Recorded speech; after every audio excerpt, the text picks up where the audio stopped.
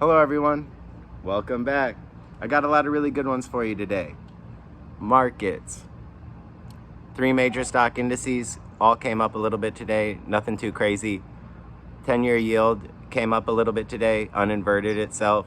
So you saw a little bit of money leaving the bond market, bringing those yields up just a little bit to kind of uninvert that yield curve with the 2 and the 10.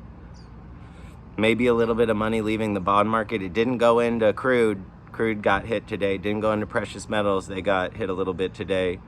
So maybe some of that money just kind of left the bond market, found its way into the broader stock indices, and then maybe a little bit into crypto. We're holding above 20,000. We were around like 20,400 last time I checked for Bitcoin. Hey, 20,000 is pretty strong psychological support, all right? Even given all these liquidity events, it's, in my opinion, with how much institutional and retail exposure we have to the Bitcoin space now, it's going to be really hard to get that price, too far below 20, in my opinion. Like, I don't know where they're going to get the sellers after this many liquidity events, presumably. I think people are coming, if anything, back into the space, and now you're seeing a little bit of a bounce in the crypto space. So hopefully a little bit of follow through too. It's been a pretty horrible crash, but maybe not, right? We'll see. Maybe if the 10-year yield is about to skyrocket up to 3.5 again, or past it, maybe to like 4% on the 10-year yield, and the 3 major stock indices are about to cough up another 20-30%. Well, hey, we could flush Bitcoin down like maybe 11,000 or even sub 10, even in a scenario like that. So just because I think Bitcoin is very strong at 20 doesn't mean, I don't see a scenario where the dollar bulls continue to just rip the face off of all markets and all risk assets, right? Like as strength just flows into this dollar, we see everything from Beanie Babies to Squishmallows to Bitcoins to used toasters just getting hammered. So that's kind of what's going on in the markets, but nothing too crazy. I guess I'm keeping an eye on Bitcoin. That's like the something I want to kind of pay attention to here, see how it acts over the next few weeks. I think the Fed is going to become less hawkish and more dovish. We've talked a lot about that. I think the Fed's going to take some of these rate hikes off the table. That'd be great for Bitcoin. That'd be great for the NASDAQ. It'd be great for oil. It'd be great for gold. And it'd be great for inflation, which would be bad for the real economy. But what choice does the Fed have, right? So we've talked about kind of that dilemma that the Fed's in. Little piece of good news, albeit a bit unrelated. Georgia Guidestones, well, not unrelated. I would say the same people that erected the Georgia Guidestones are running all these markets and driving these yields up and down.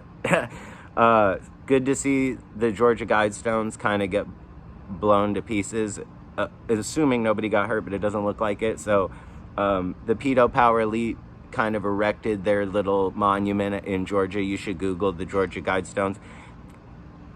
They're calling for some sort of age of reason on those tablets. We're not entering an age of reason. Well, and it's sinister too if you read the shit on there. So I'm not even justifying what they're saying. But they kind of want to usher in some sort of logic, reason, eugenicist type agenda on those tablets, and they were blown to pieces. We're entering the age of Aquarius. That's the age of awakening. People ain't standing for that, weird skull and bones, Freemason, pedo power elite shit anymore. So it's good to see the globalists, the secret societies kind of get hit this morning with the attack on the Georgia Guidestone Monument. Check that out. Really cool development. Small win in a sea of losses otherwise, at least for the last couple of years. So bright spot there. I do like seeing the Georgia Guidestones and whoever's behind that, kind of lose their agenda, call attention to themselves, maybe kind of a negative attention. I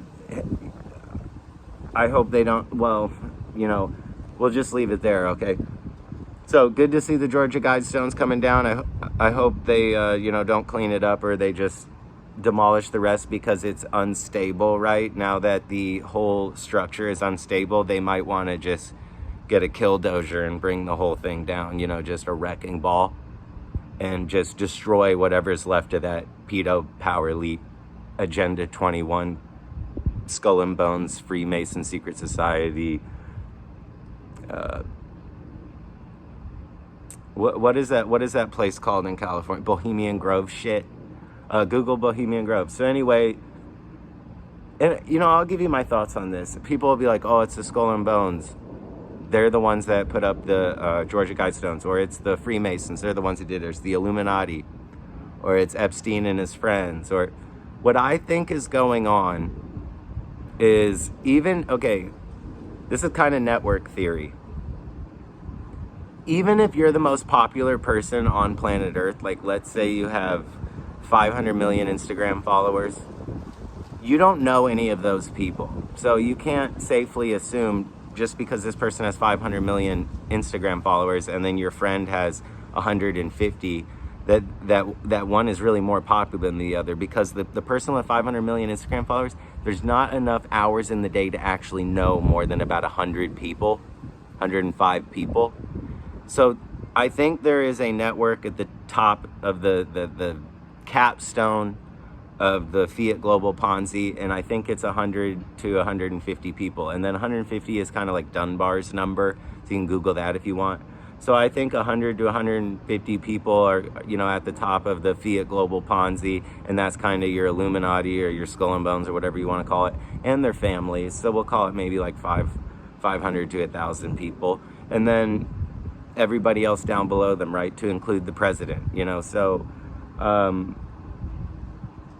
that's just kind of my thoughts on whoever's behind all that Georgia Guidestones bullshit. And I'm glad to see people stepping forward and just A, shedding light on it, and B, kind of waking people up to what's going on with all that, especially given like the last couple of years. So like to see the Georgia Guidestones coming down. Another loosely related talking point, Biden trying to blame the gas station owners for high gas prices. Hey, the gas station owners are last in line in that supply chain. They don't control gasoline prices. That's controlled by WTI crude, what OPEC is doing, weakness in the dollar, weakness in the bond market, strength in commodities, war. There's about a million other reasons that you would blame on high gas prices before you would blame people running a gas station and making like $75,000 a year as a sole proprietor. Are you freaking kidding me? So that was funny. I don't really know if there was price gouging at the end of the supply chain. He felt like he needed to do that, or he's just highlighting that he really believes, and the White House believes, that people who run gas stations set gas prices. That is so misguided and not how that works, that it's actually pretty funny. But the poor gas station owner, he doesn't deserve that, right? So kind of shame on Biden for trying to pass the buck places that, you would have to be a second grader to really think you're going to get away with that. It's ridiculous. But that, I'm not even really making a political statement, right? There's just not enough blood in a lot of these leaders' brains. It's an anatomical, physiological issue, a medical issue. It's not a political one. These people are really freaking old. So if I ever trash on Biden, hey, it's not because I like the other guy, okay? I've only ever voted Libertarian, Joe Jorgensen. That kind of leaves me in like the I hate all of you camp. So Biden's kind of being an idiot.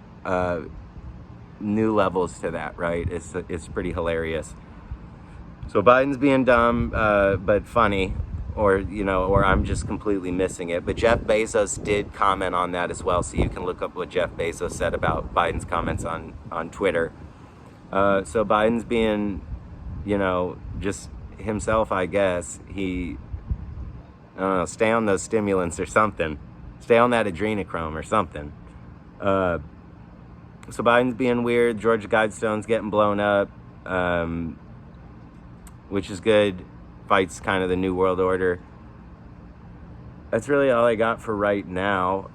People just aren't acting right. That's been a theme we've been seeing. So just kind of raise your awareness and be condition yellow, just kind of aware of your surroundings. Not condition orange or red, so you're so mentally exhausted you're paranoid all the time, but not condition white where you just have like blinders over your face and have no idea what's going on. So stay in condition yellow, kind of pay attention to your surroundings. Not a whole lot going on in the market. Tentatively bullish Bitcoin, kind of watching that, kind of like what I see going on there. Strong support.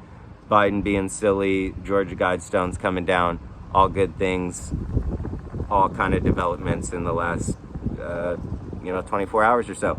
So we're gonna stay on it. I wasn't gonna do a video, but hey, I'm out here. Thanks for listening. You guys are the base. You make it happy. You make it happen. Make me happy. Hit that like, hit that subscribe. I'll be back tomorrow and we'll just keep going. Till next time.